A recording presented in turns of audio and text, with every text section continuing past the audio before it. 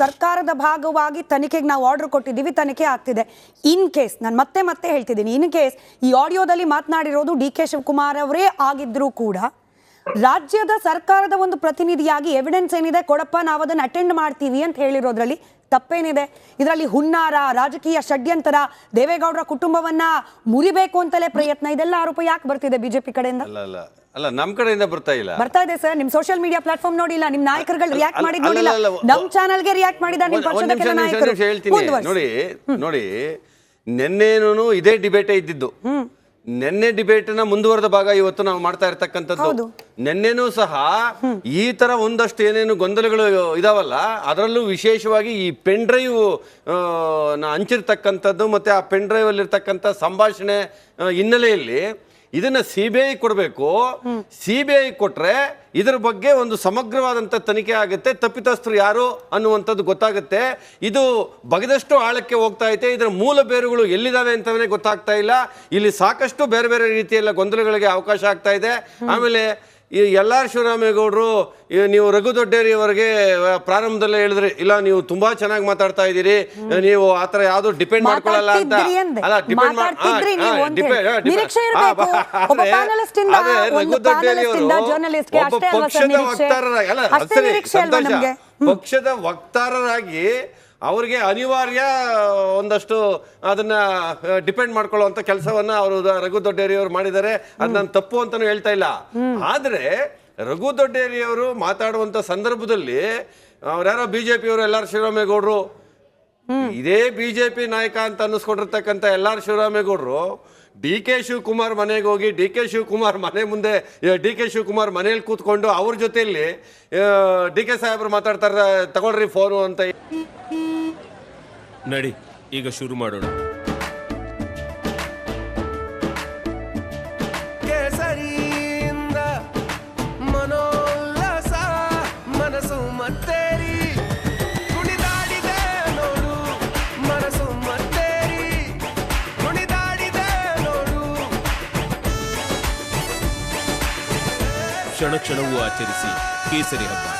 ವಿಮಲ್ ಬಾಯಲ್ಲಿ ಹೇಳಿ ಕೇಸರಿ ಹೇಳಿ ಕೊಟ್ಟು ಆ ಸಂಭಾಷಣೆಯನ್ನು ನಾವು ಕೇಳಿದಾಗ ಇಲ್ಲಿ ಯಾವ ನೈತಿಕತೆಯನ್ನು ಇಟ್ಕೊಂಡು ಶಿವರಾಮೇಗೌಡರು ಬಿಜೆಪಿ ನಾಯಕರು ಅಥವಾ JDS ನಾಯಕರು ಅಥವಾ ಈ ಕಾಂಗ್ರೆಸ್ನ ನಾಯಕರು ಅಂತ ಹೇಳಿ ಯಾವ ರೀತಿಲಿ ಅದನ್ನ ನಾವು ವಿಶ್ಲೇಷಣೆ ಮಾಡಕ್ಕಾಗ್ತದೆ, ಯಾವ ನೈತಿಕತೆ ಆಧಾರದಲ್ಲಿ ನಾವು ಅವ್ರ ಬಗ್ಗೆ ಮಾತಾಡೋದಕ್ಕಾಗತ್ತೆ?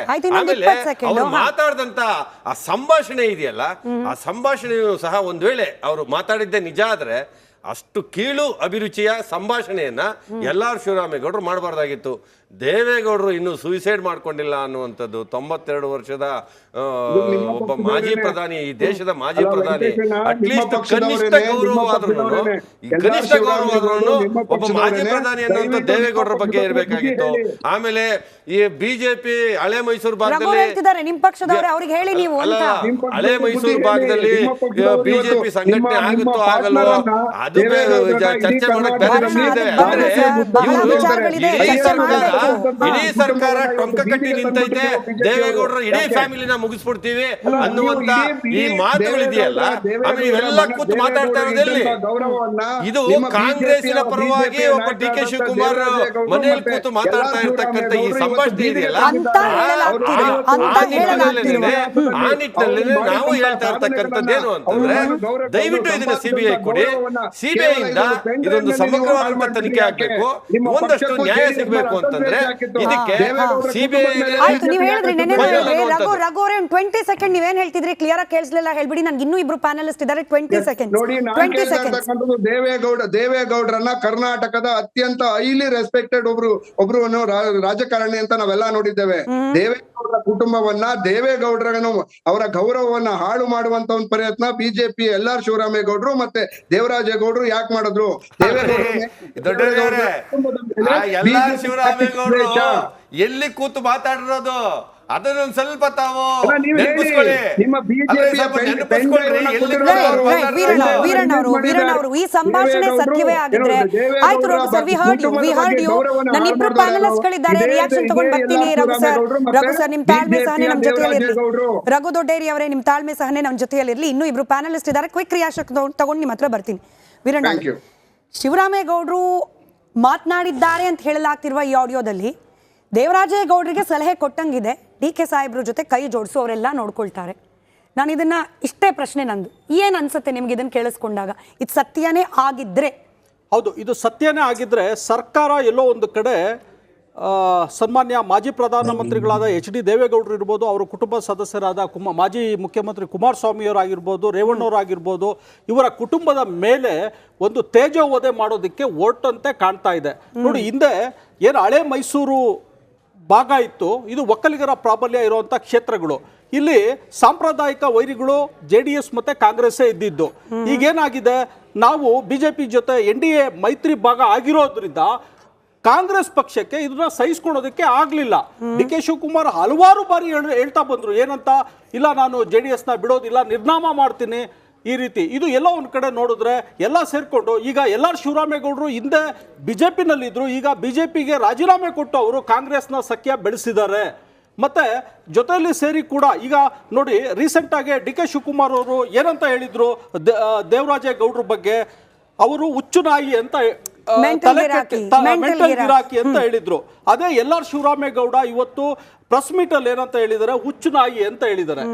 ಇದು ಆಡಿಯೋ ನಿಜನೇ ಆಗಿದ್ರೆ ಇವರು ಈ ರೀತಿ ಮಾತಾಡಿರೋರು, ನಮಗೂ ಅವ್ರಿಗೂ ಸಂಬಂಧ ಇಲ್ಲ, ಪೆನ್ ಡ್ರೈವ್ಗೂ ನಮಗೂ ಸಂಬಂಧ ಇಲ್ಲ, ಈ ರೀತಿ ಹೇಳಿರೋರು, ಇವ್ರನ್ನ ನಾವು ಯಾವ ರೀತಿ ಸಂಬೋಧನೆ ಮಾಡಬೇಕು, ಇವರು ಯಾವ ಇದಕ್ಕೆ ಸೇರ್ತಾರೆ? ಸರ್ಕಾರ ಇವ್ರ ಮೇಲೆ ಕ್ರಮ ಕೈಗೊಂಡಿಲ್ಲ. ಇವತ್ತು ಸರ್ಕಾರದ ಒಂದು ಅಧಿಸೂಚನೆ ಇದೆ, ಏನಂತ, ಇದು ಪೆನ್ ಡ್ರೈವ್ ಬಗ್ಗೆ ಯಾರು ಸರ್ಕ್ಯುಲೇಟ್ ಮಾಡಬಾರ್ದು, ಇದು ಮಾಡಬಾರ್ದು. ಶಿವರಾಮೇಗೌಡರು ಇವತ್ತು ಪ್ರೆಸ್ ಮೀಟ್ ಅಲ್ಲಿ ಏನ್ ಹೇಳಿದ್ದಾರೆ, ದೇವರಾಜೇಗೌಡರು ಆಡಿಯೋ ಇದರಲ್ಲಿ ಏನಂತ ಇದೆ, ಹೌದು ನೀನು ಹಾಸನಲ್ಲಿ ಬಿಡುಗಡೆ ಮಾಡಿಲ್ಲದೆ ಇರಬಹುದು, ಇಲ್ಲ ಬಿಡುಗಡೆ ಮಾಡಿದ್ರು ಏನ್ ತಪ್ಪು ಅನ್ನೋ ರೀತಿ ಹೇಳಿದ್ದಾರೆ. ಖಂಡಿತವಾಗ್ಲೂ ಅವರು ಕೂಡ ಶಿಕ್ಷಾರ್ಹ ಹೇಳಿಕೆ ಕೊಟ್ಟಿದ್ದಾರೆ. ಅವ್ರದ್ದು ಕೂಡ ಒಂದು ಸುಮೋಟೋ ಕೇಸ್ ತಗೊಂಡು ಸರ್ಕಾರ ಅವ್ರನ್ನೂ ಕೂಡ ತನಿಖೆ ಮಾಡಬೇಕು ಅಂತ